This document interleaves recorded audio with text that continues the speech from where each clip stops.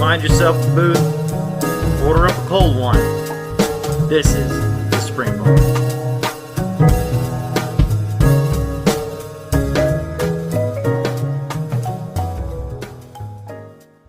Hey everybody, welcome to the Spring Bar. Glad to have you here. I'm back. I am Florida Mike, today with my co-host, Joe in the OC, Casey, and Mr. Michael Benavente.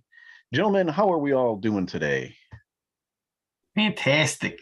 Very well. Very good. So the astute listener and viewer will notice that it's been hit or miss with me over the last 30 days or so. It's just been a lot going on. Moving, family in town, my daughter's quinceañera, unpacking, you name it. I've gone through it. So I apologize for missing a couple episodes here and there, but I should be good to go from this point forward. And in the new studio space as well. So let's just I recorded in here once already. Right. But we're back at it. As Michael was eager to point out, I'm still in a closet. Your background changes just a little bit every so often. So it's nice to see your new things there. Yeah, and then I honestly think the display is pretty nice. It's the very top of it. What is the it's got bright colors, white, almost looks like cars. This here? Yeah. That's a fossil tin, fossil watch. Oh, okay. I don't know if they still do anymore, but when you used to go buy watches from them, they would let you choose what kind of packaging you wanted. So you can get your own lunchbox. Oh, that's so cute. Yeah. So I have this one, and there's another one that I have somewhere too. But that was cool because it just got the cars all over it. I'm trying to point. Everything's backwards on the camera from where I'm. But I gotta say, it's still not quite as nice as that case that comes for the Invictas, that bright yellow. Oh, so those are right above my head. There's a shelf right. I know they're in there somewhere. You can't see, yeah. Yeah. Those take up a lot of space, though, don't they? The Invicta thing. The Invicta ones, they're huge. I mean, he's got a little one there. Yeah. This is a single. That's a little more manageable. However, I do have to say that some of the Bulova limited edition boxes, I'm thinking of the Millships LE with the head, and then I have the surfboard LE, the surfboard one, almost shoebox sized. It is fantastic, but man, that's a big box. You picked the two largest ones we make. I did. However, my understanding is the new chiming watch that Omega is coming out with. That it's a limited release. Chrono chime. Right, but there's because there's two different versions. That box is about suitcase sized, and it is acoustically sound, so that when you set it on to chime, it works essentially like a violin. So I saw the box, I think, on Instagram somewhere. So but he just had it on a couple of days ago, I think. It's like a 10,000 box alone. $10,000 box. Yeah, I'm sure. Easy. Yeah. When you have to tune your box as well as tune up your watch, and I think we've gone a little too far. A little bit. It's my feelings on that watch anyway. I do. Yeah. So, new watch alerts. I got. What do we got? Joe got anything? So I mean, I don't know if this is gonna count, but I finally revived this thing. And this is the Caravel 333. I love this one because it's got a military 24-hour dial that I've not seen very often. But I had to do some stuff I don't like to admit, but I had to sand down the crown tube to be able to accommodate another crown to actually, it was the stem that was too short given the extra gaskets this watch had. So that kind of sucked, but at least it's running and people can still enjoy it. Then I was gifted a Bulova A11, and I've never had an A11. This is super cool. They're really neat, aren't they? Yeah, this thing's it's cool. Stereo dial. So not very many of my watches are stereo dialed, but it's just an interesting watch. The thing that I haven't been able to take off my wrist is my Tudor Submariner that I've been hunting for the last 2+ years. and finally got a decent enough deal. I sent it into Rolex to have it serviced. They did an entire overhaul for $400. So that's the plus side of having a Tudor versus a Rolex, because the ETA movement in that done. Yeah, well, or Tudor versus Cartier. I mean, that's a fraction of what your Cartier. Yeah, I got my butt handed to me for that Cartier. It was like $1,200. It was but quartz too. The people at the it's exactly, it's quartz. The folks at the AD, not the most like humorous bunch, but when I walked up there, they handed over the watch, and I look at them, I'm like, hey, what are you guys trying to do? Pass off a fake Rolex? What is this? And they were like, what are you talking about? I'm like, well, it says Tudor on the dial. I'm not stupid. And they were having none of it. And I was like, relax, guys, relax. I know what I dropped off. Like, you should have handed them your Invicta Pro Diver and be like, hey, I can get this serviced here, right? It looks like the same thing. Yeah, exactly. Oh wow, man. That's wild. That's wild. I don't think Rolex accounts have a sense of humor these days. No, not at all. They're pretty serious. But that is cool. I do like that Tudor Submariner. That's one that I would wear for sure. Yeah, I mean, I just love the story, and I think you can right off the bat tell a watch enthusiast from someone else, because like the Rolex Submariner, that's what everyone buys. Right. Like, you get your first paycheck and your first adult job, whatnot, go out and buy a Submariner, I guess. Well, you used to. You can't now, but still. Right. Yeah. Well, even then, I mean, some of those, investment bros come out there and they just buy it off secondhand market for like 20 grand or whatnot. But you come across somebody who has a Tudor sub, chances are they intentionally sought that out. They know something about watches. It's for the connoisseur. Oh, yeah. Oh, well, I don't know. The folks at the AD, actually, one of the ladies came out and was like, wow, it's a really nice Submariner. And then she like stopped and went, oh, I thought that was a Submariner. Like, double back. I was like, well, that's what it says on the dial here, lady, but all right.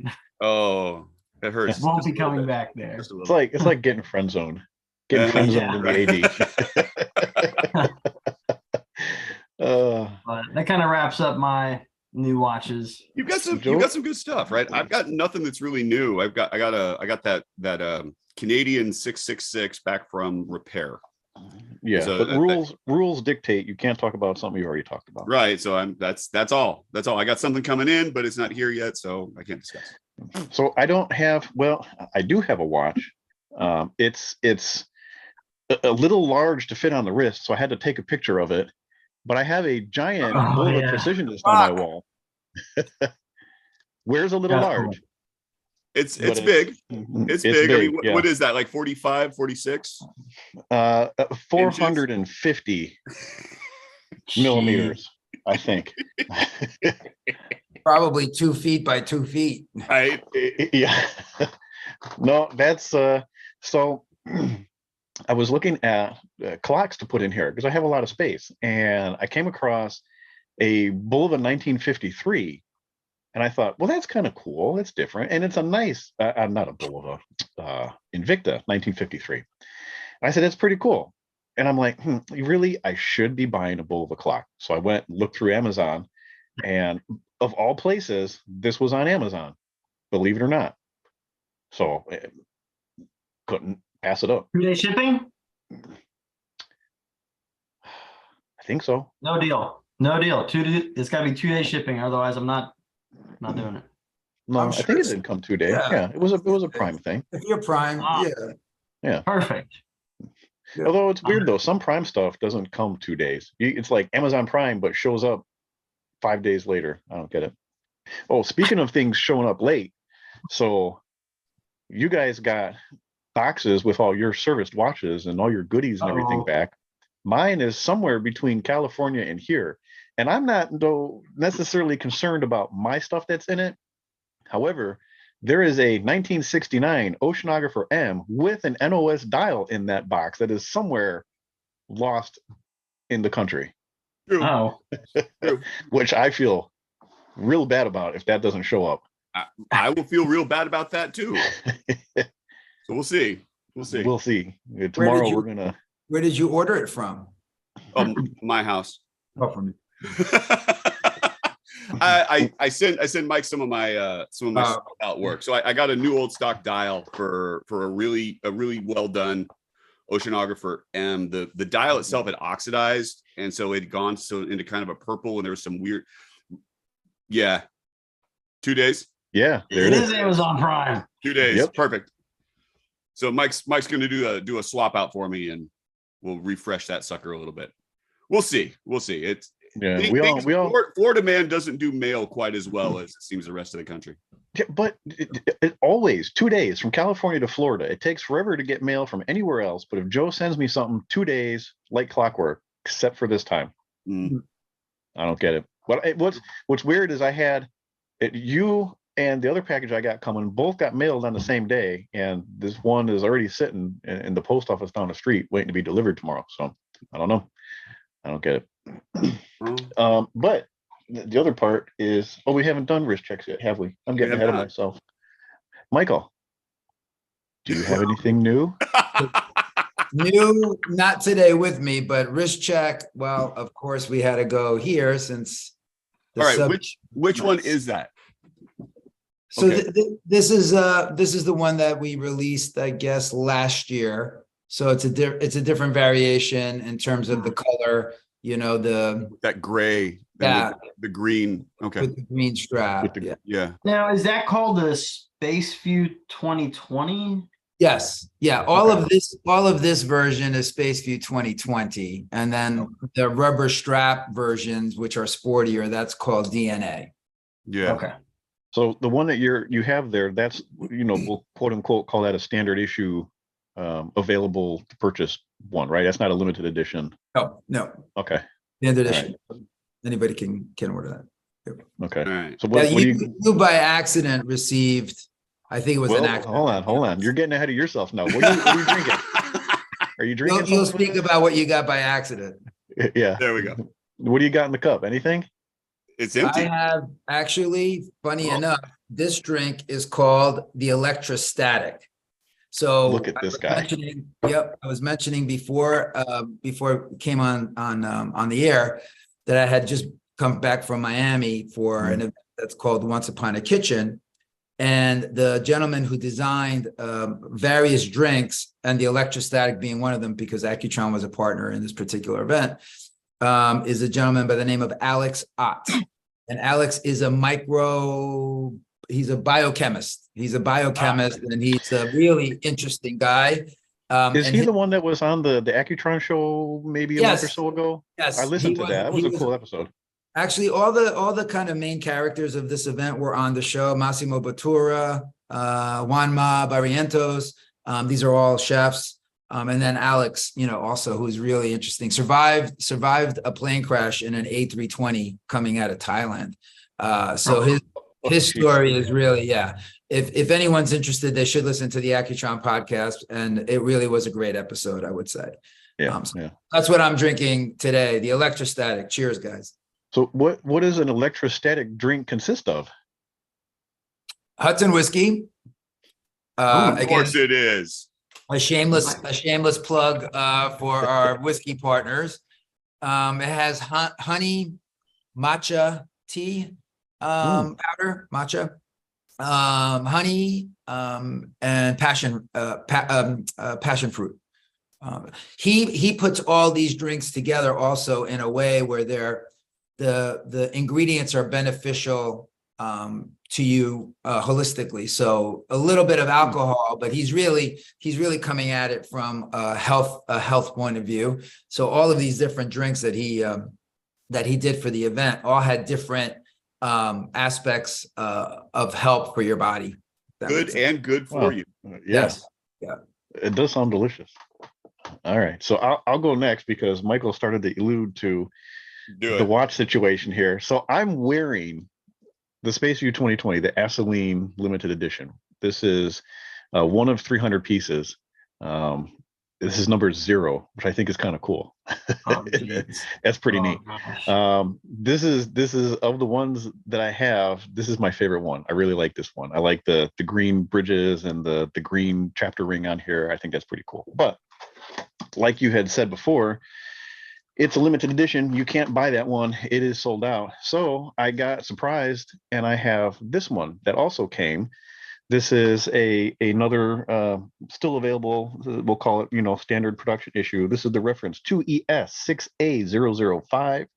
I have it on my own bracelet, but it comes on this leather Accutron buckle leather strap. These straps are just super soft and supple. I like these straps, real nice. No break-in time on these at all. No, they come really nice right from day one. Yeah. So this one it's kind of hard to see, but we'll put the picture up. It's like the green dial version. It has the gray decorative bridges on it, the clear chapter ring. But the alpha handset, the red second hands, it's a real cool design, real similar to what this one is, just a slightly different colorway. Yeah. And I think the colorways are really good on that too, by the way. Yeah. I have a green drink as well. I've got a mojito. This is made with Don Q Lemon. I've been on a mojito kick lately, muddling my own lime and mixing everything. So that's what I got here. Cheers. Who's Joe? next? What do you got, Joe? I have the Accutron DNA this is in the blue colorway. This is the what is it? The 2ESBA004. I feel like I'm doing an eye test if I'm reading that.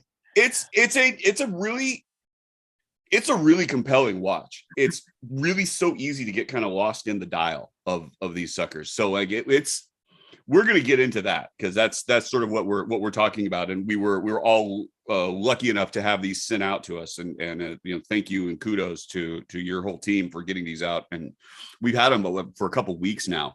And it's been a really fascinating experience. So we'll be able to talk about that a lot more. And because it is Derby weekend, I am drinking bourbon. Nice. Which has a whole different set of medicinal benefits. Yeah. Probably not the same ones Alex Ott was thinking of. I don't think so. I don't think so. But I'm just going straight for the bourbon benefits. There's esters and some. Yeah. Casey, what do you got? Save them, Casey. Well, the sub hasn't really left the wrist, so that kind of makes that easy. And I have a Voodoo Ranger IPA. It's again the 9% special. Ooh. Only one tonight because I went to the Celtic Fest yesterday. Got to recover from that a little bit. And ended up in a dress. It was so weird. Yeah, exactly. Well, I got paid for that, so. All right. So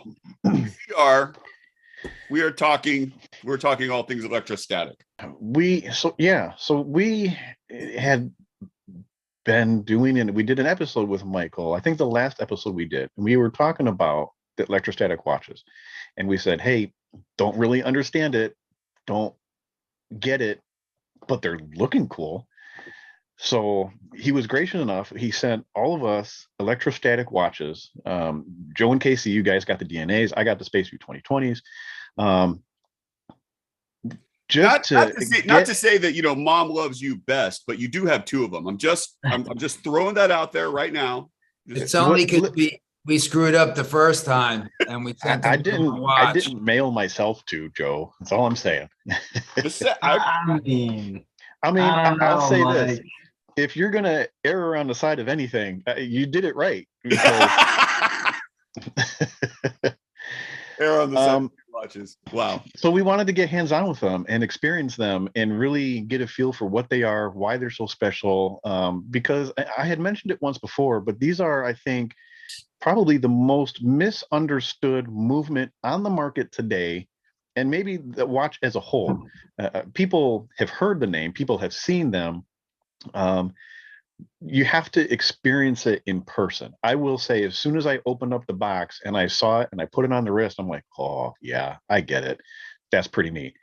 But then I've learned about it over the last few weeks, wearing it, and the little quirks and things that go along with wearing one and the start stop of the second hands and getting it going again. So we'll get in all the details of it, but today is going to be what is it, how does it work, and why is it important, to both you guys, Accutron, and the watch industry as a whole. So why don't we start then? Let's start with a little bit of sort of Accutron history. We have the Spaceview history, and so the watch's debut in what, 1960, just about. Yeah. So the Accutron movement was already in let's say R&D during the mid to late 50s. Omar Bradley, I have to mention him because he becomes the chairman of the company, retires from the U.S. military, becomes the chairman of the company in 1956. And he really, right from day one,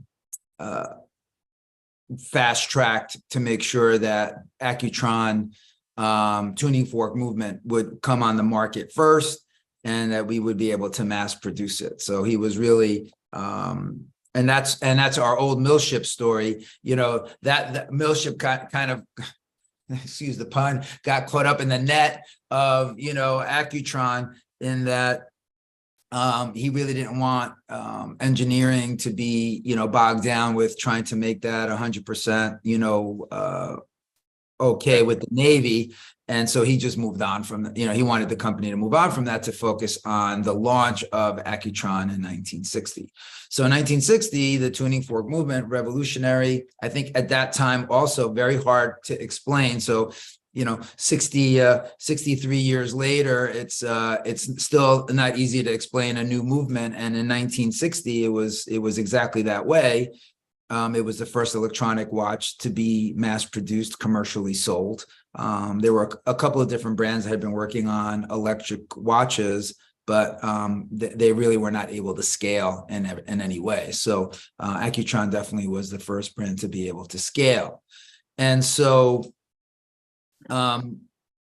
with that said, and why I referenced that it was hard to explain, is because the training that was involved, and kind of today it's kind of a little bit like training there. We're trying to, train a little bit on the electrostatic movement, but the tuning fork movement also had the same challenges when it first came out. And we have in the museum, Casey, you may have seen it when you visited, we have a giant case about this big that opens up it's actually like a small suitcase, and the salespeople would travel to all the different stores, and it really showed how the movement worked. And then in addition to that, they had a movement, or a watch, I should say, that was open. So you could see the inner workings, the entire inner workings of the watch.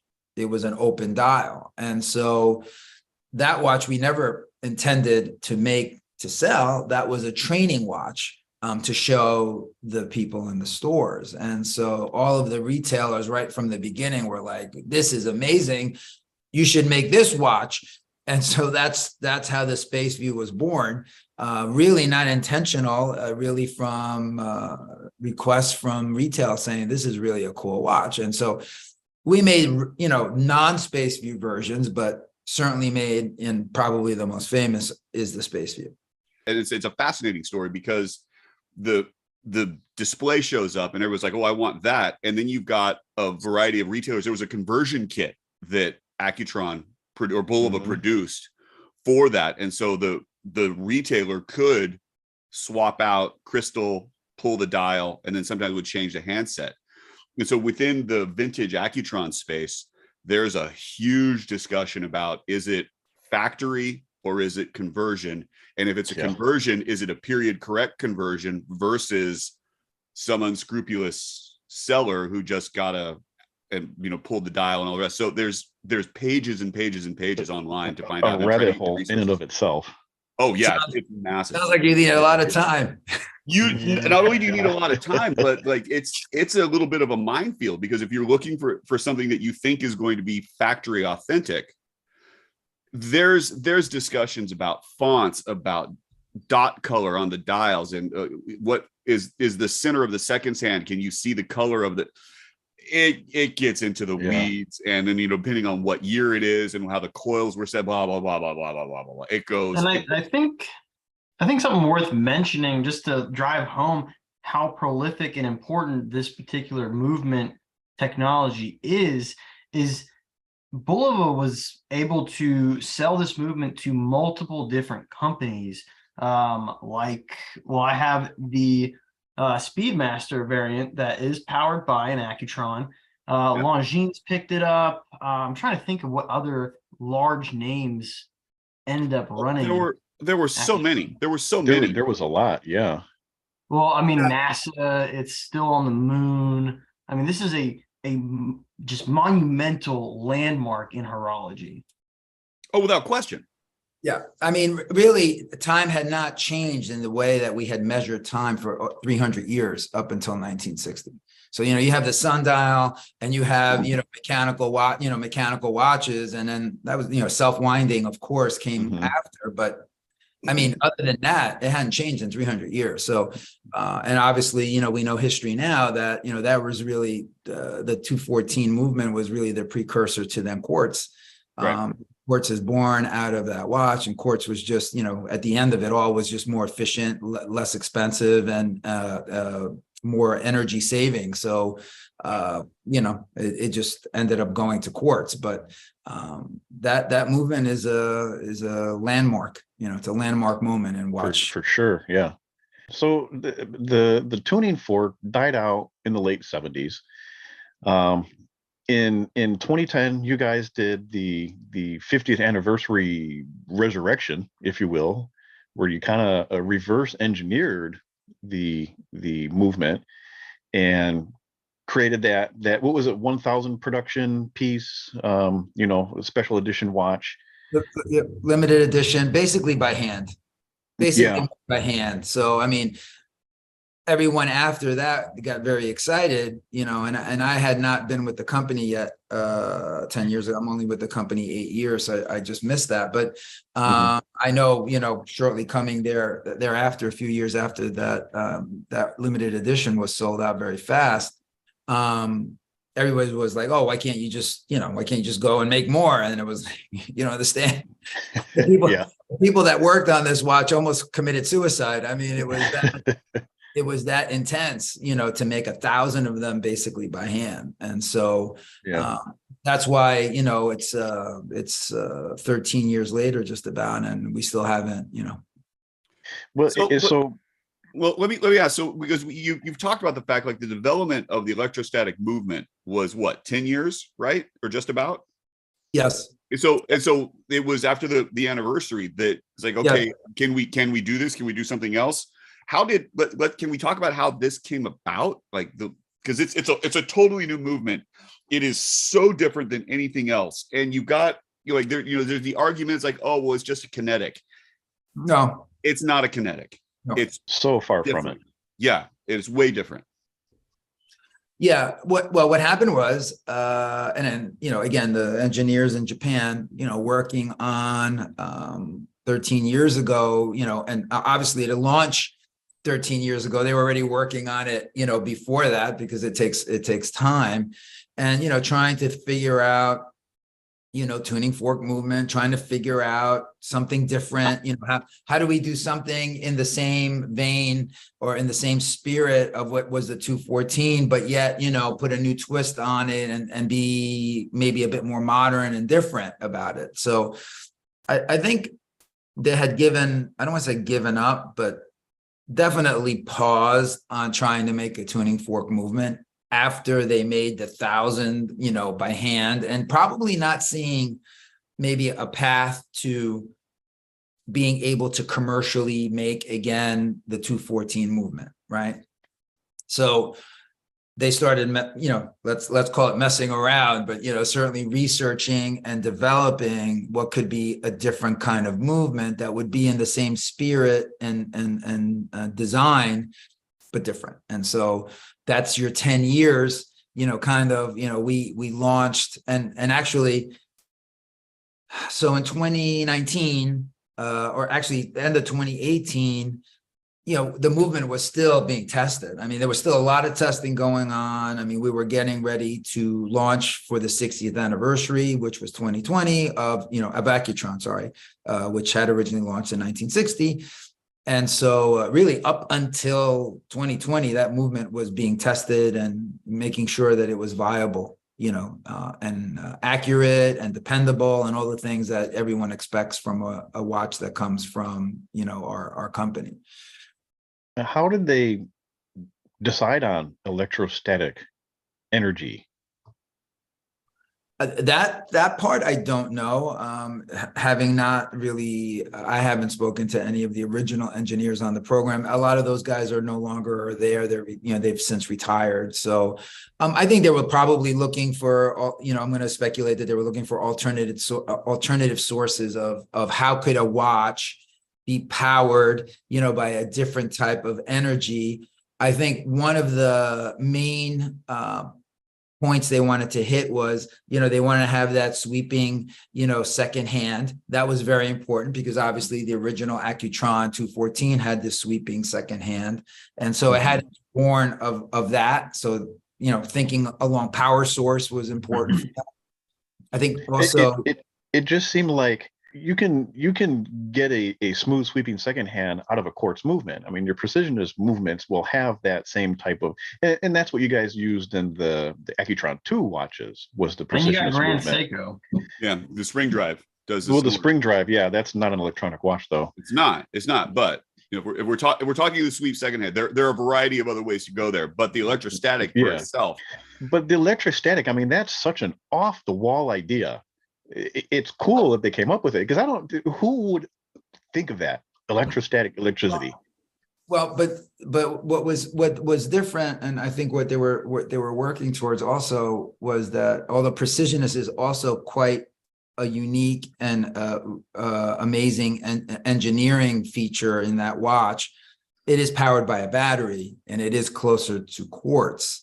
And so they wanted, I believe, part of their project was to, make something that was, in a different light, and also that didn't use a power cell. So I think that was, but still not an automatic watch. It's not an automatic either. So well, hang on. So in order to prep for this episode, I was reading about electrostatic motors. And the part of the selling point about it is that it can be done really, really small. So if you're looking for an interesting power source, the fact that it can be tiny, like that immediately screams wristwatch. And it doesn't, you don't need to have a whole lot of moving parts in order to make it really work. You don't need to have a lot of friction that's going to make it work.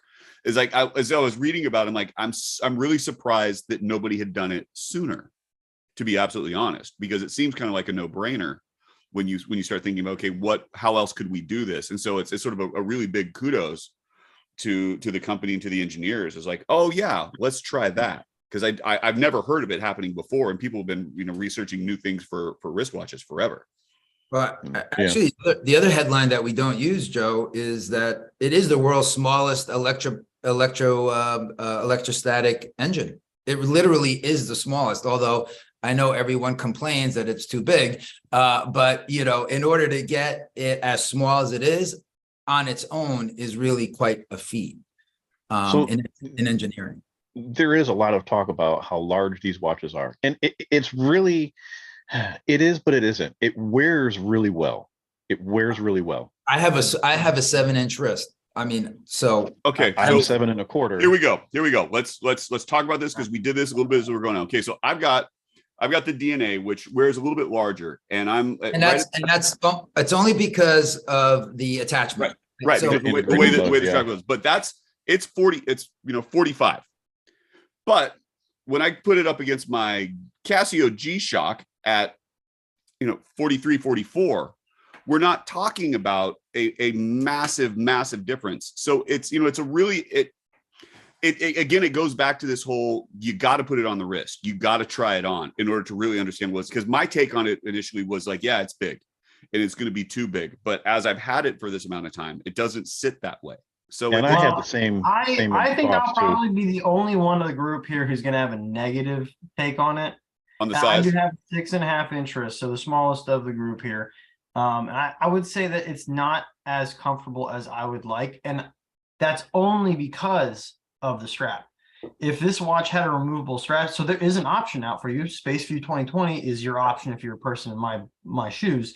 But the strap is just a little, it doesn't give as much, and it sits awkwardly on my wrist, and so I didn't like that. But at the end of the day, I'm someone who likes to wear smaller watches. Right.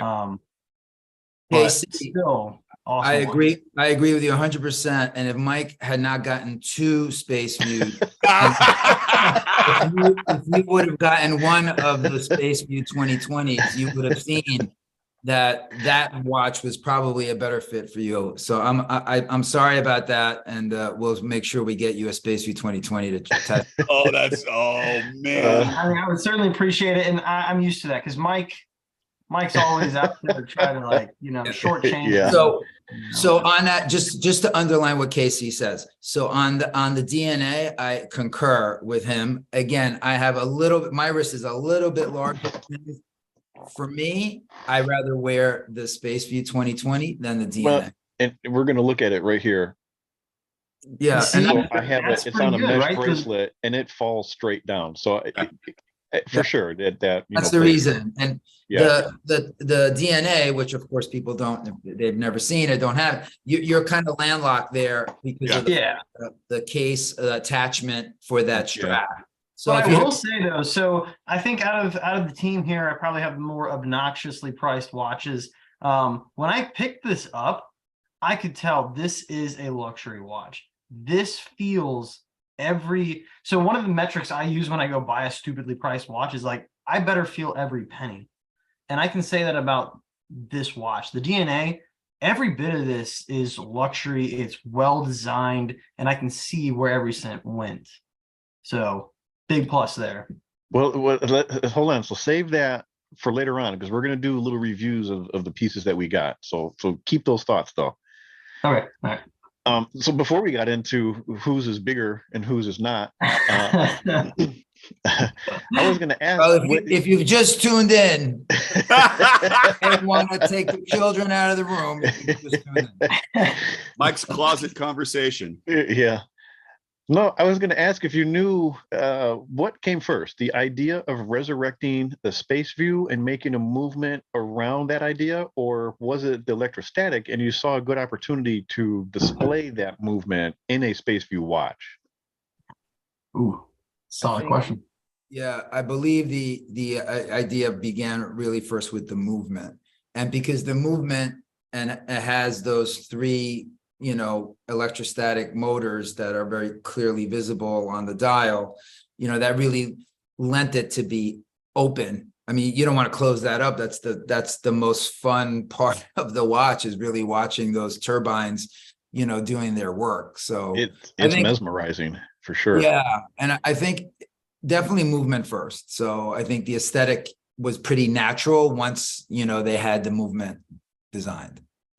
Looking at it, when the Accutron 2 Alpha, which was the Alpha shape, but it had the same open kind of dial that was showing off that, like, looking from the Spaceview to this, you can see that there's this sort of evolution, and you can see the DNA as it's gone through. So it was really, to me, looking at the dial, it made sense. I don't know that I'd want to cover it up. It'd be almost one of the ultimate sleeper watches if it was. It's like, oh yeah, oh, by the way, it's just got this fantastic, but I get it. And Yeah. We've talked about it. Cool. I mean, we have talked about it. We've done design work around it, having one that was covered, but at the end, it just it doesn't make sense. It's the star of the show is this movement, and that's what everybody wants to see and talk about. So we kept it the way it is. Yeah. So, okay, let's get into the movement here. And I think this is a good time. I have a exploded view of what this looks like, and we're going to put it up on screen here so you can kind of get an idea of what's really going on inside, because this is not a display case back. It's a really cool case back. Has the Accutron logo on it. The means of opening the case back itself looks kind of turbine-y, if you will. But it says on here, do not open, Accutron Service Center only. So right. If you're curious to see what it looks like, you can avoid your warranty. So we've got it up on screen here, what it really kind of looks like. And And while you're getting that up on the screen, and just to answer some questions that people may ask, why don't you have a sapphire, open case back? This watch has to be super water resistant. Water is not its friend. And so that case back there is really to keep out any kind of moisture or humidity or wetness. So we can't do any other kind of case back other than that. Makes sense. Okay, so getting into how it works. First off, and one of the first questions I had when I saw the watch before getting it in hand was, how do the two generators at the bottom of the dial, we'll call it, rotate? Because it says by wrist movement, and so I'm thinking, okay, what causes these things to rotate? I don't understand that at all, but there is a rotor, very much like an automatic watch, and it has to be, I'm guessing, a quite heavy rotor, because with the slightest movement of your wrist, these little turbines start spinning away. Somehow there's, I'm assuming, a gear system that gets them going. Sorry, I don't mean to cut you off there, but my wife was under the impression that it was so sensitive that her pulse was setting off the little turbines. Well, if you what you're saying is that this watch got her heart racing. That's what you're saying. Yeah, sure. Oh, it was KC that got her heart racing. There you go. Look, see, this is why he's in charge of the company. That was smooth, man. That was really smooth. I'm impressed. I need to write that down. Let me take some notes. So let me just start really quickly from the beginning of the process, and maybe it'll help answer some of the questions. So the watch, is created in Japan, in Tokyo. It's created in a clean room. So the watchmakers and engineers are working in a zero dust, vacuum sealed basically room. It's got to be that way in order for everything to be put together and for the watch, to eventually come out the other end, working the way we need it to work. The watch is charged with electrostatic energy in Tokyo before it leaves. So after the watch is created, it's charged with electrostatic energy. So the watch comes already fully charged with this energy in it. And they ship the watches with their crowns in the out position, because when you have the crown in the out position, there's no power being used. It's zero energy is being expended. So that's a good thing. We don't know when the watch is going to be ultimately sold, so we don't want any of that energy out. So you have basically at least 2 years worth of energy built into this watch when it leaves Japan. Now, it gets to the store, we sell the watch, the person starts using it. The more you use the watch, fantastic, because what happens is you're topping off the energy it's kind of like if you put your gas on full, and every time there's a quarter of a tank was used, you go back to the gas station and top it off. So you're constantly topping it off, and you constantly have a full tank.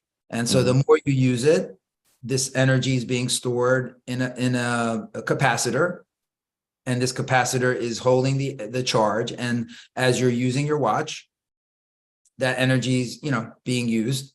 And so over time, at this point, the engineers originally, when they had been testing, they thought 9 to 12 years of basically power reserve, for lack of a better way of explaining it. Today, after having several years of selling the movement, and everyone's very conservative in the company, but I think you're looking at least 15 years of power reserve before you'd ever have to worry about basically getting the watch recharged, which it can be recharged. So it'd have to come back to one of our facilities to get it recharged, but it can be recharged and pretty easily. It's not a very hard process. So is that time frame in the crown out position, or as it's keeping time? So I'd say there's two headlines for this movement: electrostatic energy, and the other one is power save. It has a very unique power saving function. So I talk with my hands a lot. So the second hand is usually not stopped. But if I'm at my desk and I'm typing or just sedentary, let's call it, the second hand, the minute hand will stop after about 5 minutes. And when we first started selling them, people would call, reach out to us and say, hey, my watch isn't working. And in fact, no, it's just gone into power save. So it's keeping time. It still keeps very accurate time. It's plus or minus 5 seconds a month. But the minute hand will stop if you're inactive. If you put it down for 24 hours, sorry, just to finish the power save. Yeah. Go ahead. Put it down for 24 hours. Let's say you put it down on your dresser, you got home, you put it down. If you're a guy, big shot like Joe, who's got, 2,200 watches, he doesn't wear the same watch every day. So he puts it down. So he doesn't have to take the crown out necessarily if he doesn't want to. Okay. After about 24 hours, the watch goes into deep sleep. So it's not using any energy at all. The only thing you have to do is when Joe decides he's going to wear this watch 362 days later, because he's gone through all of his 360 watches that he owns, he now just has to set the time. So he just sets the time and he's good to go.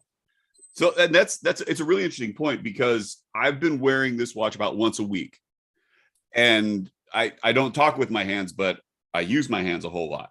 And so that, but the seconds hand is it's strange, because you take a look down and it's at the 12 o'clock position. It kind of sits there. And because, I'm used to automatic movements. I'm used to how this, so I'll shake it a little bit. It's like, oh, okay, now it's moving now. Okay, good. I feel better that I haven't broken the watch. But even without that, coming back after a week, I don't have to change anything. I don't have to set squat. The watch, they work really well. I will say that I haven't had to set the time on this once whatsoever. But so let's talk about the seconds hand. Okay, I want to talk a couple of things before we go further into your discussion of it, Michael. The charging of it. So when it charges, it goes into the capacitor, and then the energy that's stored there actually gets used 2 different ways. Some power is sent to a stepper motor, which is what drives the hour and minute hands. And then some power is sent to the larger electrostatic motor, which is what drives the second hand. So they're kind of 2 independently operated systems, but integrated, because when the second hand wakes up, it will actually rotate slower until the real time catches up to where the seconds hand should be, and then it starts taking off. Right, because there's an integrated circuit within as well. That's right. Yeah. But what I find, how do I say it, a little quirky is, like you said, if there's inactivity for about 5 minutes, then it goes into that 12 o'clock sleep mode. It took me a minute. I actually had to Google it. How do you start the Accutron electrostatic movement? And it's not wrist movement like you think it would be. You actually have to. It's like a chopping motion. You have to do a couple of times, and then it gets to see. So now mine's started here. That's right.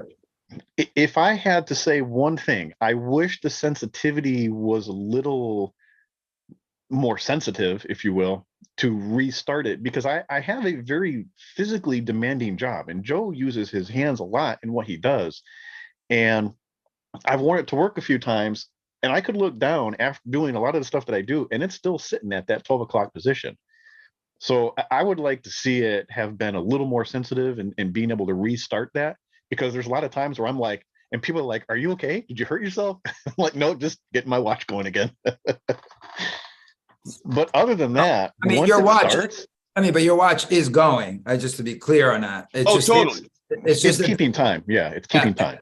It's just, I would say one of the features that they really baked into it is power saving, because they really wanted, the movement not to expel unneeded energy. So they wanted to make sure that the time was always, the time was always being kept correctly. And it's, again, plus or minus 5 seconds a month.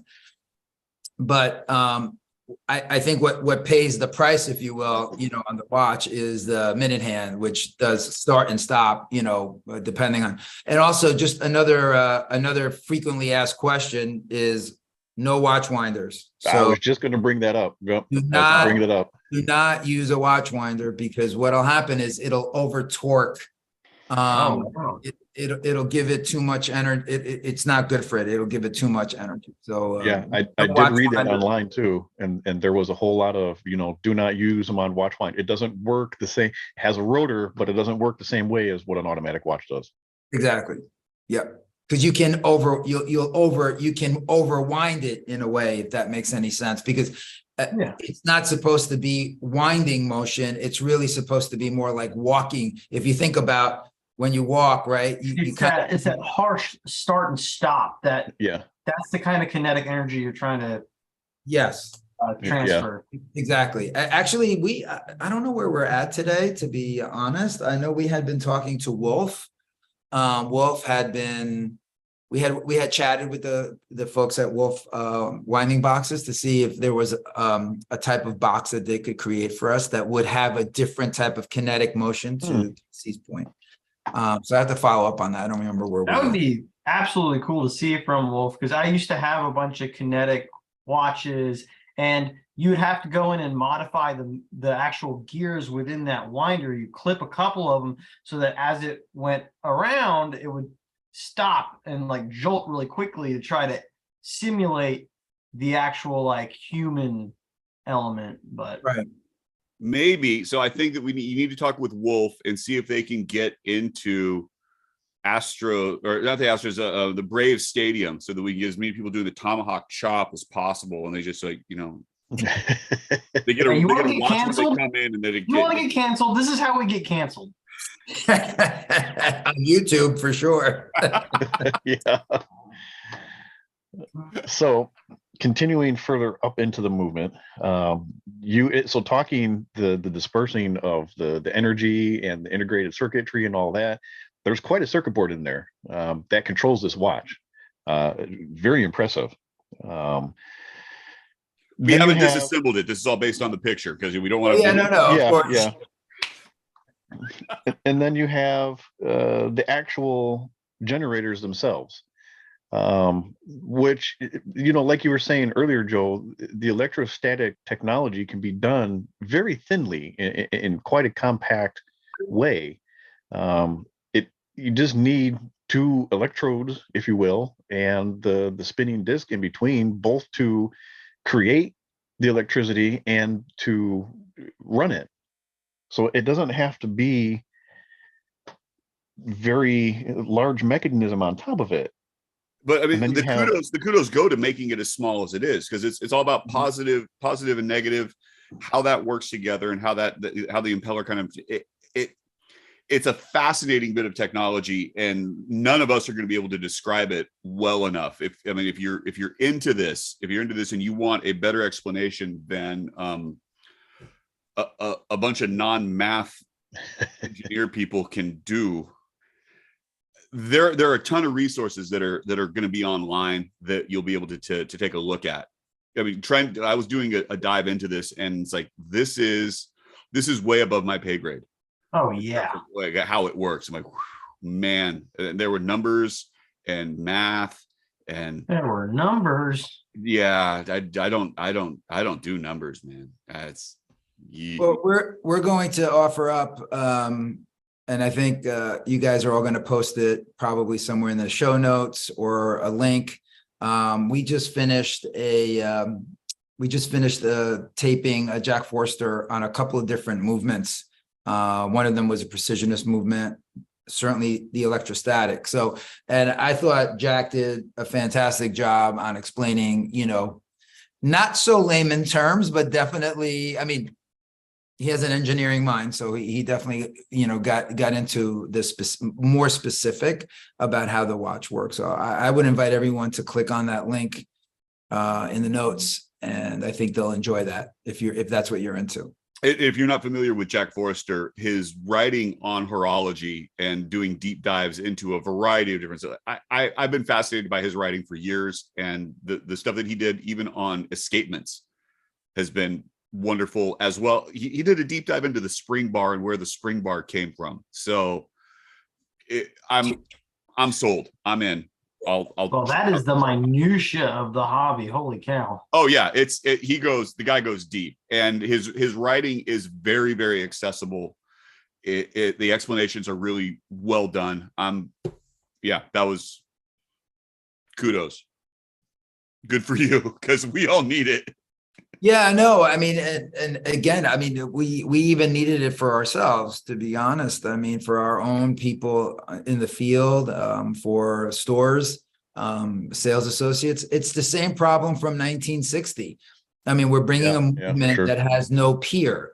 It has no peer to it. So I'm not saying it's better, worse, whatever. I'm just saying it's different. And so in order for our stores that sell our products to sell to the end consumer, they need to feel comfortable and they need to understand how it works. And that's probably been one of the biggest challenges, is getting everybody on the same page on how it works. If I come in with a Miyota, 9000 series, or I come in with, ETA, or I come in with Solita, everybody knows they sell tons of other products that have the same movement. No problem. I come in with this thing and they're like, what the hell is this? Well, even if you came in with the 25-cent quartz movement that's in the McDonald's watch, everybody just kind of accepts, oh, it's quartz, which is sort of, synonymous with magic. Because nobody knows how the quartz works either. Right. But you don't get that open dial. And now all of a sudden you've got this open skeletonized movement. You've got this watch. It's like, okay, well, things are moving, and then the second hand is moving, but then it's not. And then there's other things that are moving, and it's kind of moving, but I move. Yeah. And it's $4,000, Joe. So I mean, the McDonald's quartz watch, nobody cares. But if you're gonna plunk down $4,000, I mean, people want to know, right? What, oh yeah. How does this? I said earlier, I want to feel every penny. Right. Well, I mean, you're not wrong, Casey. You're really not wrong. You do feel a lot of the value in the watch, the weight, the finish, the refinement. It's there. The quality, the construction of the watch. When I pulled it again, when we talked about these, a month or so ago, I was skeptical about them. When I had it in hand, it instantly, it was a light bulb moment. It's like, yeah, I can see it. I get it. See, now I had a different reaction, because I had seen one prior, and I put it on in the store and I was checking it out. I'm like, oh, okay, that's interesting. And then I moved on. Unboxing this one, and I got it out, and I had the chance to kind of sit with it for a minute, because for me, the watch it's a little more subtle. It didn't smack me upside the head. It was much more of like, okay. And it took me a little bit to get it as I'm sitting there, I'm watching it, because as soon as they I think what we got them on the same day, Mike, or just about. Give or take. Casey, I think you were at Drill when yours showed up. Yeah, I was. You were. So you got yours later. Like, we got ours on, I think it was on near about the same day, and we're taking a look at it. And it's like, okay, what do you think? And we're having this conversation going back and forth about sort of the unboxing experience and what it looked like. And I, it took me a minute to have this realization. It's like, not only it's an interesting watch, but it's also kind of a special watch, and then to sort of get sucked in, because the depth of the dial, the way that you can see the movement, the finishing, and it changes with they're neat, and they're really kind of special. If you haven't had the chance to spend time with one, but I think that you may need to spend time with it before you really get we just stepped off into the our little micro review. Might as well. No, not yet. Hold on. Okay. All right. So, because we're talking the price tag, let's keep with the price tag for a minute. So, dude, they're the ones that you can buy. So, like the DNAs and the Spaceview 2020 that I have, not this one, the other one. Yeah. They're retailing around $3,400. Okay, your LEs are a little bit more, as you would expect them to be, because they're just that much more special and they're limited edition. How do you justify a $4,000 price tag? And I'm going to put it like this: I work with a lot of chemicals, and the chemicals do various things. And I had asked one time, well, how does it do this and how does it do that? The answer I was given was, you have to trust science. And I think that kind of holds true here too, because even though you may not necessarily understand all the inner workings of why it's doing what it's doing, what you have to trust is it is an all new revolutionary movement. It is something that has never been done before. It is something that nobody else has. It's very much exclusive to Accutron, and that is what you're buying. You're buying the exclusivity, you're buying the technology, you're buying the research, you're buying all the years of testing and development, and you're getting the case finishing, you're getting all the, the finishing, I mean, the great polishing and brushing of the bridges, all the being able to see, you getting the colored dials, all the special stuff that goes with that. That is what you're paying for, but you're paying for this one of a kind movement. And it really is, like you had mentioned before, the tuning fork changed the way that time was being measured for the first time in 300 years. And now here you are all these years later, and you're kind of doing that again. But what's neat is the mechanical watch took years of development. Now you can get a mechanical watch that is extremely accurate. The tuning fork movement came out, and it was a very accurate movement upon release. And now you guys come out with this all brand new watch. It went through years of development and testing, but out of the box, you guys are extremely accurate once again. So that's what you're paying for. And I know if you're going to look at it from an outsider's perspective, you're like, yeah, I don't know. It's like we said time and time again, you need to get up close and personal with these. You need to put it on. You need to see it. You have to watch it. You have to do your research, and you're going to understand it. I think that's how, and comment or tell me if I'm wrong, but I think that's how we're going to justify what these watches are retailing at. And I think they're worth every penny. And that's very nice of you, Mike, to say all those things. And I do appreciate it. But I never want to sound like a commercial myself. And so I'm going to play a little bit the other side of that and say, it may not be for everybody, to be honest, which is cool. It's okay.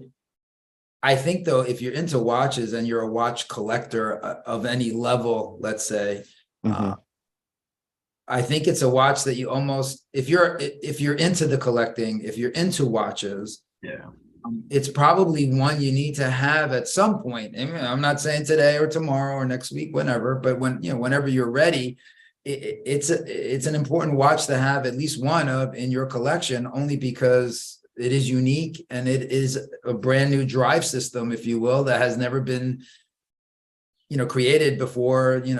These folks, were blessed enough to give them to us in 2020, for the launch. So it never created and probably very possibly never duplicated. I can't see this. But we own the design patent. So if anybody, Yeah. I forget, and I should know it for the podcast, and I apologize. I don't remember how many design patents there are, but there's quite a few. So most likely, it will not be duplicated by another company, at least not in the available for licensing, however. We started the conversation about Accutron way in the beginning of the podcast, and we had said how there were other brands that ended up with, the Accutron, with the 214 movement, let's call it. And it was kind of towards the end. And I think probably the reason it is everyone knew that it was kind of towards the end, mid 70s, but they did license out the movements to other brands. And so we had talked about those brands already before, but I think your comment, well, go ahead, Casey.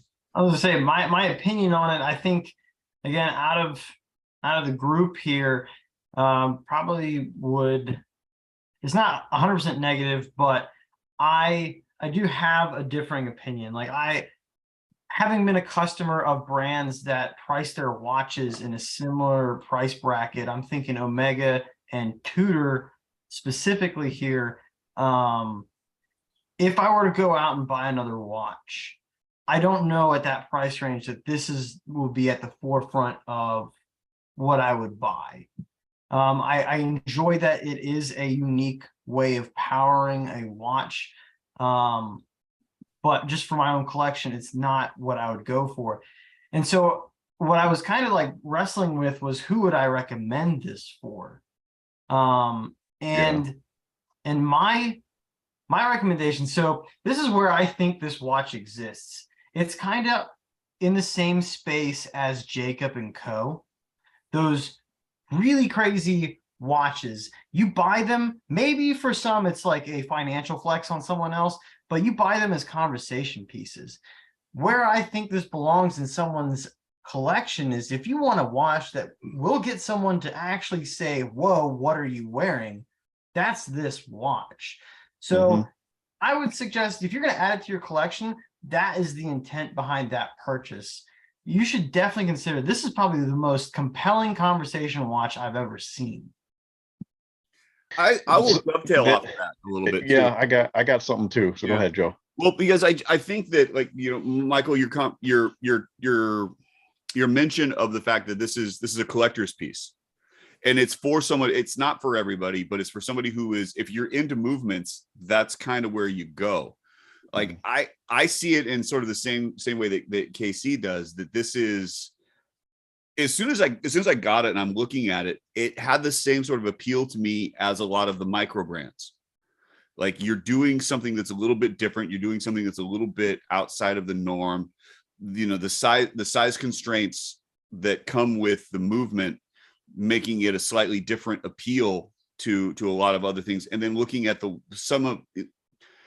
I don't want to say limited offerings, because that's not exactly right, but you've got a couple different versions of it.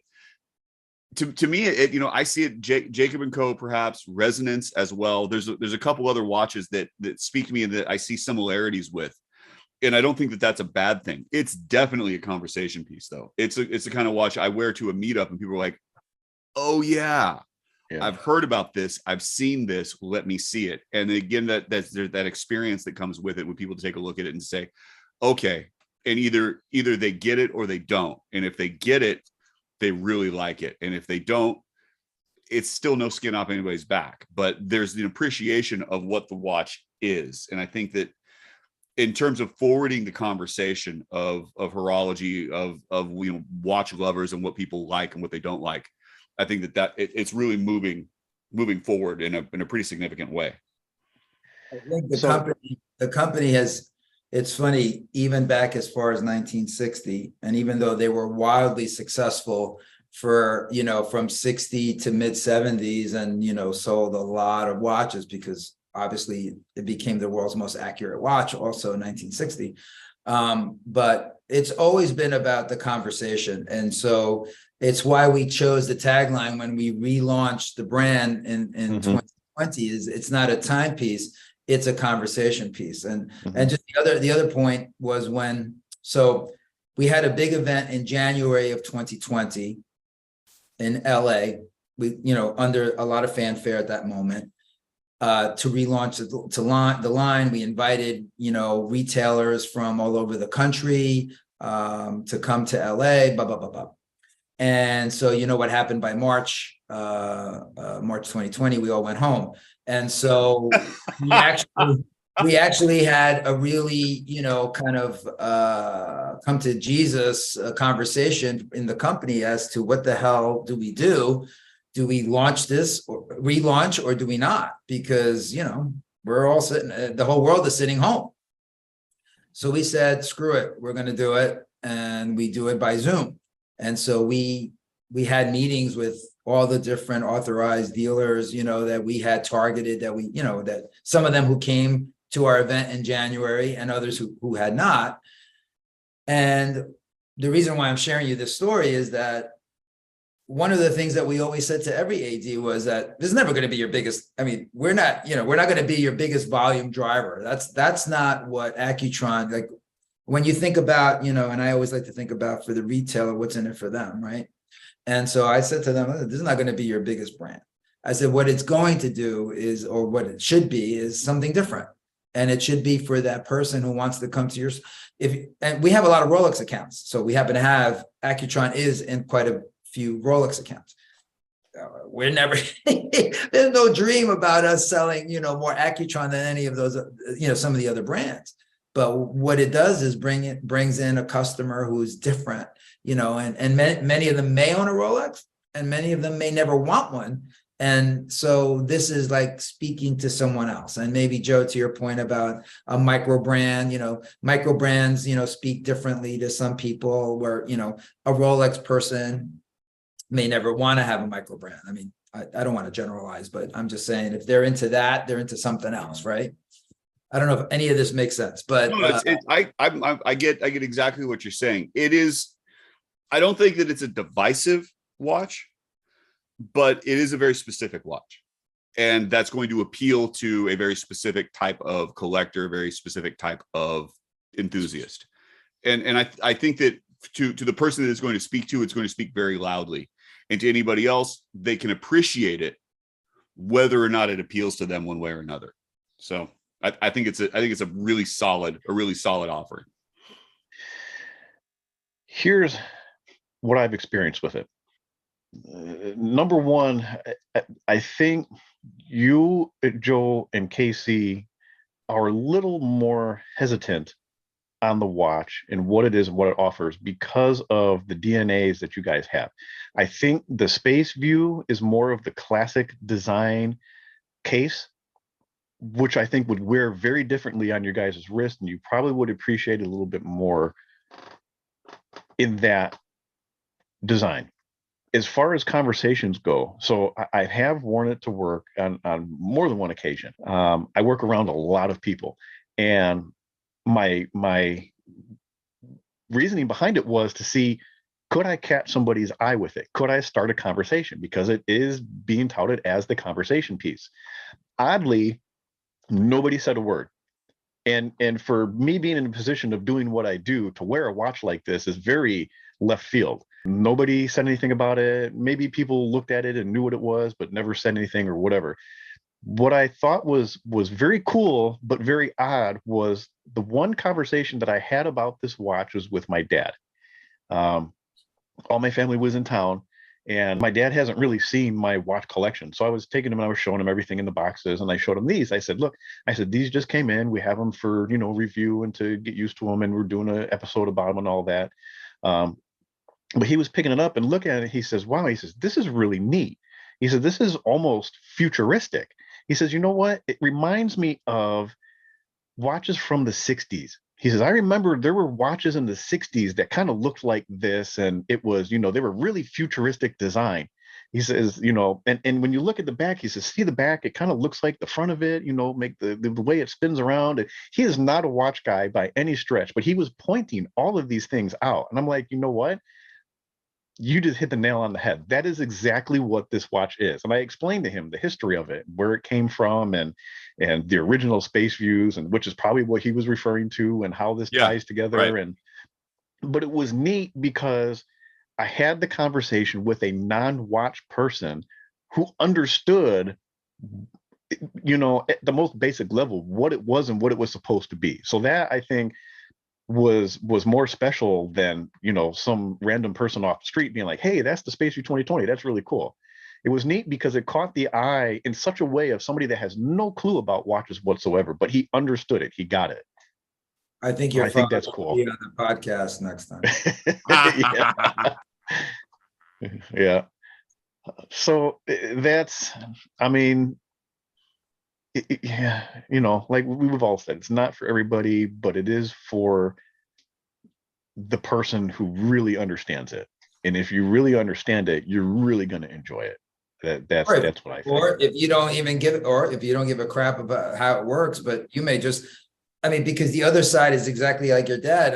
The people that buy this watch just because of everything that's going on, they don't really care how it works as long as it keeps time. It is cool factor, very unique. It's also a very unique look, to it. Yeah.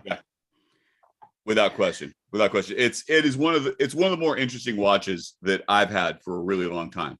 The only time I've had somebody like forcibly stop me and ask me about my watch I was wearing a watch that was Accutron powered. I was wearing the Speedmaster, and I was actually at the Army Engineer School, and we were in the middle of giving an op order brief, and that's the watch I was wearing. And of course, in an operations order, everything is super precise. I'm like, at this hour, we're going to execute our Bangalore torpedoes, and then we'll move into, obscuration, suppressing the enemy, blah, blah, blah, blah. And this dude, after we're done, literally grabbed my wrist, and I was like, oof, this is an awkward moment. This man is grabbing my hand. But anyway, he's like, what is this watch? This is the most amazing watch I've ever seen. I was like, well. Let me tell you. Yeah, exactly. You know what he was in for, yeah. So, guys, final thoughts, review thoughts on these watches. Casey, do you have anything else you want to say? No, I mean, just the only thing I can just reiterate is, having been a customer of watches in this price range, I don't think you're getting shortchanged at all. And then I haven't experienced the 2020, but out of the two, I think the DNA is the best looking. I love this. I love the way the rubber looks. Like, this is super sleek, sporty. Like, if I had to add one to the collection, this would be the one. It's just a little big for me.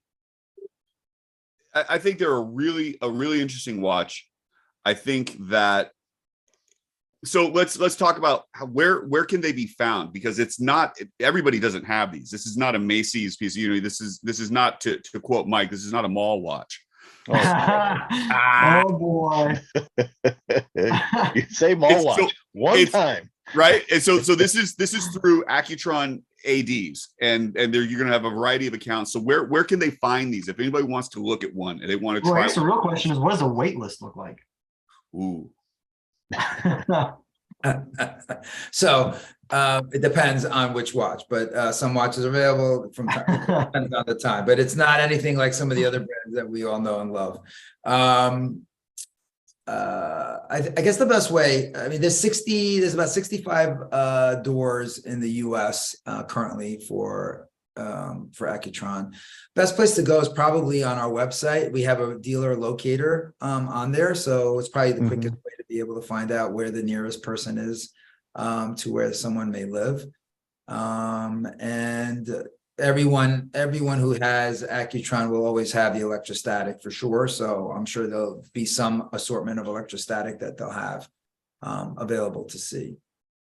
It's the kind of watch, like, you got to see it. You got to see it in person. You got to try it on, because the people that may or may not be turned off by the size, I mean, recognize we're not talking about a big difference between that and, say, a G-Shock. So if you could wear a G-Shock, you could probably wear this without that big of a difference, but you got to see it. Again, it comes back to that thing that we've hit on multiple times. So, like, until you try the watch on, until you have it in hand, you just won't know. So I'm on it right now. If you go to the Accutron website, click on the menu, there's a store locator. It actually brings up a map that has pins of all the ADs. There's a lot up and down the East Coast. There's a lot in the California, the West Coast, a few scattered in between. Europe has some. Enter in your zip code, and it just kind of tells you if you have something around you or not. It points out where they're at. So there's, that's a pretty cool idea. It's a good visual map to let you know how far you got to drive to get to your nearest AD. Yeah. And you can order these online too, correct? These are available for purchase online. You can. Yeah. But to Joe's point, I mean, if you want to go test drive it, you probably want to go to a AD and have it, put it on your wrist. For sure. Yeah. See if you like it. See if you like it first.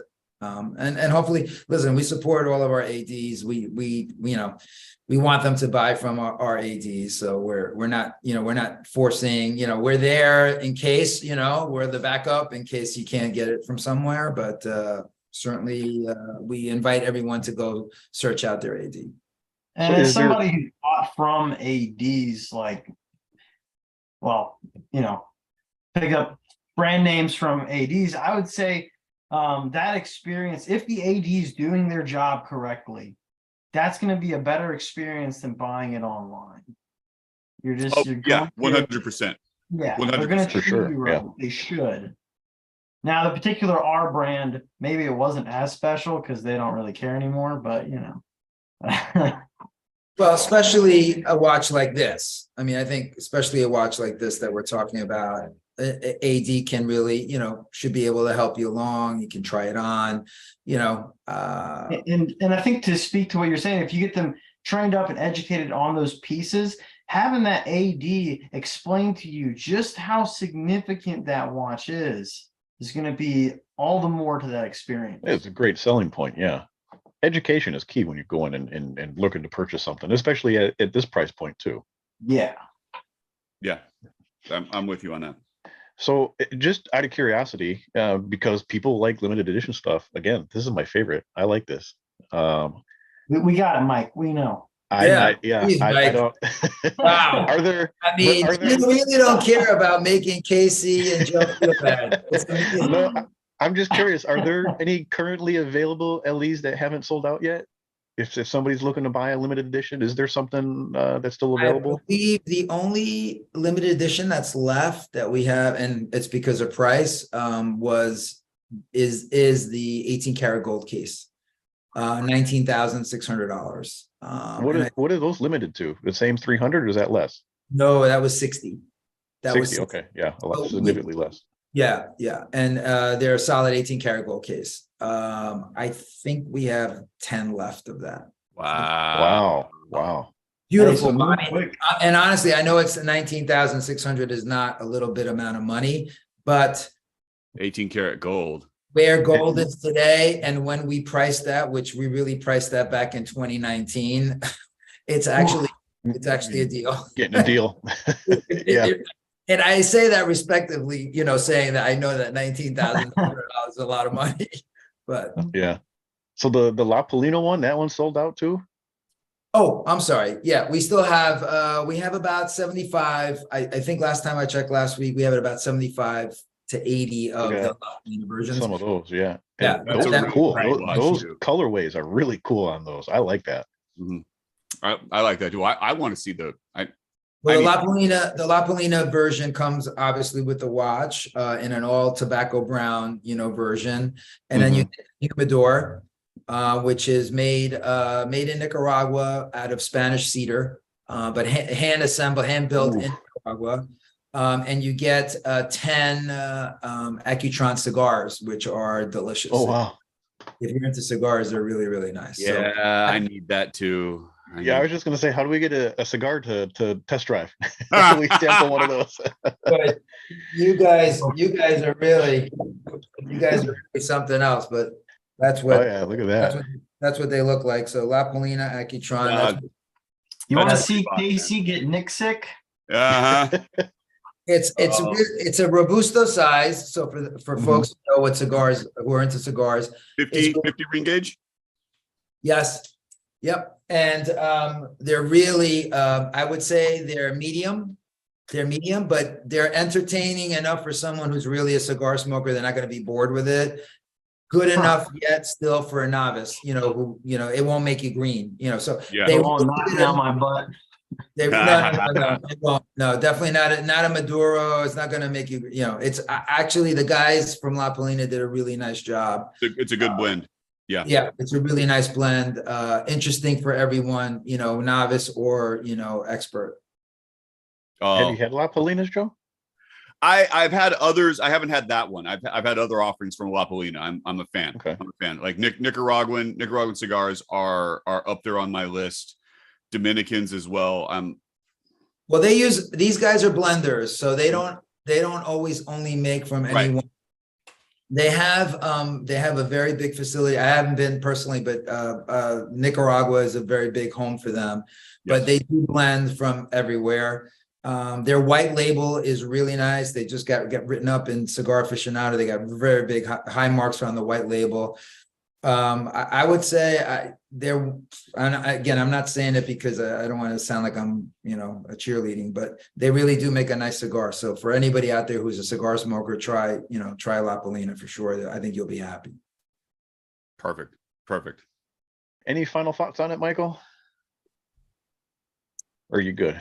I just want to say thank you as always for you guys. I enjoy, doing my time here with you, and I hope I was able. I don't know if I was successful, but it's not an easy movement, to always explain. But hopefully, folks will have a little bit better idea and understand that it definitely is different and it's definitely unique, and it's a fun watch if you're into watching.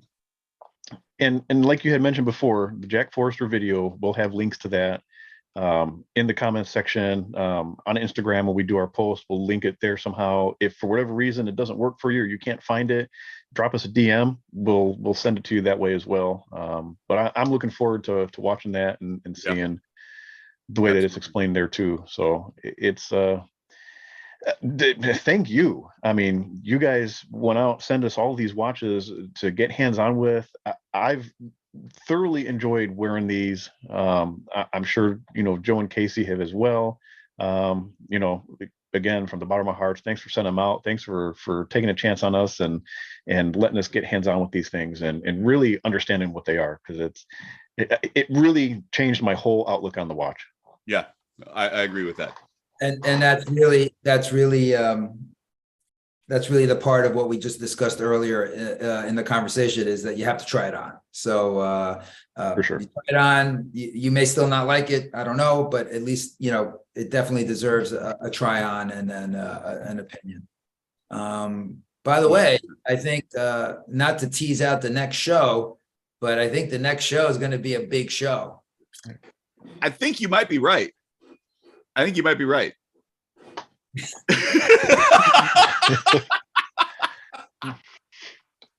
Especially for Mike, because this is all about Mike anyway, it seems. It is. When is it going to be KC's big show? When does KC get a big show? Hey, that's a very good question. We need to see. We're trying to get more of a video of him blowing stuff up. We're going to have to we should do a military version at some point this year. Right? Dude, I would love it, especially after getting this A11. Oh, so I'm going to extend this video longer than it needs to be, but so I sent off the Hack Watch, the Watchmaker Initiative edition, to my little brother in the Marine Corps, who's been wearing it for the last couple of months. So I'm looking forward to see what he thinks about it. So the CO was okay with that one? Yeah, I guess that one's more mundane to his liking. It's not even the CO you got to worry about. It's that freaking first sergeant who's got no kidding. No kidding, really. Oh, that's funny. For the case for KC and for a military show, we should really bring. I mean, I would try to bring Sam Cannon on, the founder of the school. I mean, we should really get Sam to come on. And I have, for a while, I had wanted to have KC sent out to the school itself and visit it. I think that would be a fantastic on-site type of thing to do. I can meet you guys. I can even meet you all down there if you want. We could do whatever you want. I mean, I actually need to go see Sam in the next month or two. So that could be something else also. All right. Last calls. All right. Who's got what? Because we weren't recording when I went over it, but just for our military folks, this is my leader's book, thick as heck, because being an LT and all. On the back I've duct taped my op order shell so that when I get my operations order, I'm writing it out, and then as soon as I brief, I'm just flipping through it. But in here, I keep all my pertinent stuff that leaders should have on them. But the thing I absolutely love and would recommend to anybody is go out and buy luminous sheets at the PX or even on Amazon. But if you buy them online, don't skimp out. If you go cheap, you'll regret it. This stuff is super powerful, and I write down the things that I constantly will reference, such as soldiers, battle roster number, or sensitive item serial numbers. So when I have to go do my SP reports, it's all here. And so during the day when I'm calling up my reports, it's getting charged. And at night, I don't have to worry about my headlamp. I just open up my battle book and boom, there we go. All the critical information. All right. I'm out, so I've got nothing. All right. I'll say this, Michael, you're talking about the next episode. I'm gonna give a little teaser. If you don't like it, we don't have to put it in. But I will say this: if anybody is a follower of my account and you like the watches that I collect, I don't. next AC may be on military leave that episode. Yeah. If you like the watches that I collect, next episode will be for you. And we'll leave it at that. Is that safe? Are we good Very there? safe. Very Okay. safe. All right. Anything that you want to add, Michael, before we let you go? I'm good, guys. I'm good. Thank you as always. All right. Fantastic. So how do we get in touch? So this evening, gentlemen, Joe, Casey, Michael, and myself, we all make up Spring Bar Podcast. You can find us on Instagram at Spring Bar Podcast. You can email us to springbarpodcast@gmail.com. On a personal level, I am 120 clicks, all spelled out, one long word, 120 clicks. Joe. I am Watch Taylor Youth, all one word, Watch Taylor Youth. KC. I am time.hack1636. Michael. At Boulevard 150 for the impending 150th anniversary in 2025 at Boulevard 150. Hashtag Nice. soon. Don't forget, we are still Boulevard Watch affiliates and Citizen as well. So we do have links in our bios if you guys are interested in buying anything from Boulevard, Citizen, and Caravel. You can use our links, make a purchase on there. This does benefit the show a little bit.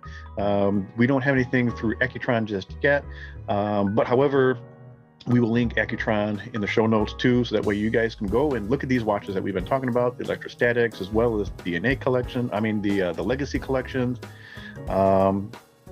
Take a look at it. They got a lot of cool stuff there. Find yourself an AD if you got one nearby.